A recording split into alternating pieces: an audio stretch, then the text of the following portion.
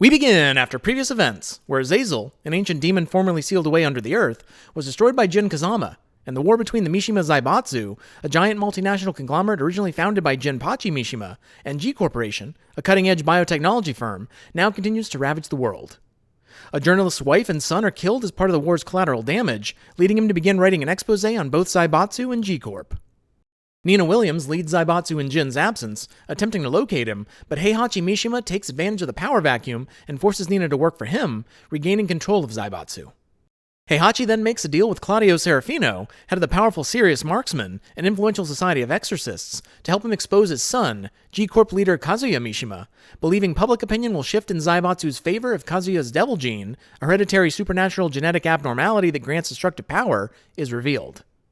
Claudio informs Heihachi that he senses a powerful force in the Far East, which is unrelated to either Jin or Kazuya. The journalist researches the Mishima family history, learning that Heihachi's coup against his father Jinpachi and the death of his wife, Kazumi, both occurred in the same year that he threw his son, Kazuya, off of a cliff. Meanwhile, the United Nations intelligence group has located Jin, but he evades capture long enough to be rescued by his half-uncle, Lars Alexanderson.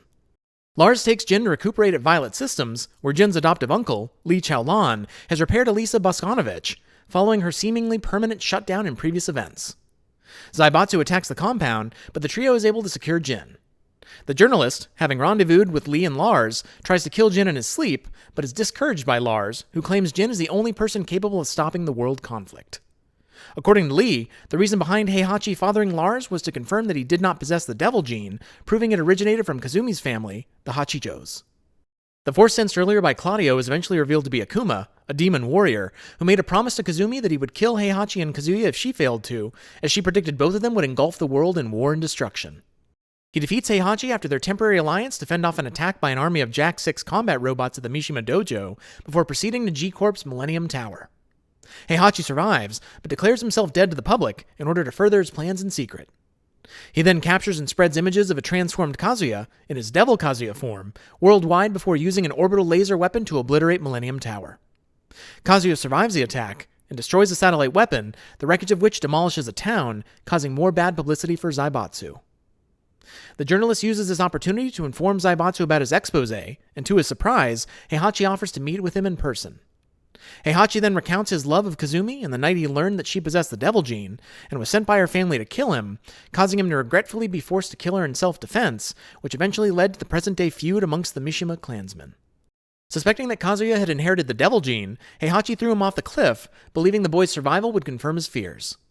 Heihachi has the journalist escorted back to Lars, before traveling to a volcano for a final battle with Kazuya. Vengeful over his parents' betrayals, with Heihachi killing Kazumi and throwing him off the cliff, and Kazumi plotting to kill them both, Kazuya finally kills Heihachi in battle before throwing his body into the volcano.